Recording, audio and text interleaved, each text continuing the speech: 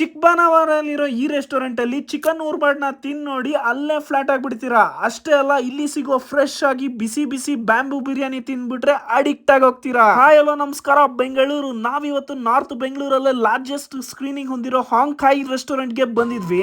Ambience ಒಂದ್ ಕಡೆ ಒಳ್ಳೆ ಫ್ರೆಂಡ್ಸ್ ಫ್ಯಾಮಿಲಿ ಡೈನಿಂಗ್ ಸೆಟಪ್ ಇದ್ರೆ, ಇನ್ನೊಂದ್ ಕಡೆ ವಾಟರ್ ಡೈನಿಂಗ್ ಕೂಡ ಇದೆ. ಒಂದ್ ರೀತಿಲಿ ನೆಕ್ಸ್ಟ್ ಲೆವೆಲ್ ಅನ್ಕೊಳ್ಳಿ. ಓಕೆ ಸರಿ, ಇಲ್ಲಿನ ಫುಡ್ ಬಗ್ಗೆ ಹೇಳಪ್ಪ ಅಂತಂದ್ರೆ ಇಲ್ಲಿ ಎಲ್ಲಾ ತರದ ಇಂಡಿಯನ್ ಕೋಸ್ಟಲ್ ಮತ್ತೆ ಚೈನೀಸ್ ಕ್ಯೂಸಿನ್ ನ ಫುಡ್ ನ ಸರ್ವ್ ಮಾಡ್ತಾರೆ.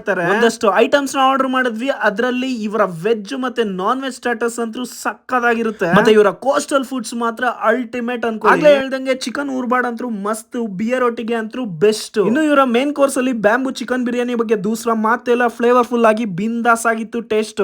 ಕೊನೆಯದಾಗಿ ಇವರ ಸಿಸ್ಲಿಂಗ್ ಬ್ರೌನಿ ಅಂತೂ ಸೂಪರ್. ನೆಕ್ಸ್ಟ್ ಲೆವೆಲ್ ಫುಡ್ ಇದೆ. ಚಿಕ್ಕಬಾಣಾವರಕ್ಕೆ ನಿಯರ್ ಆಗಿದೆ, ಹೆಸರುಘಟ್ಟ ರೋಡ್ ಅಲ್ಲಿ.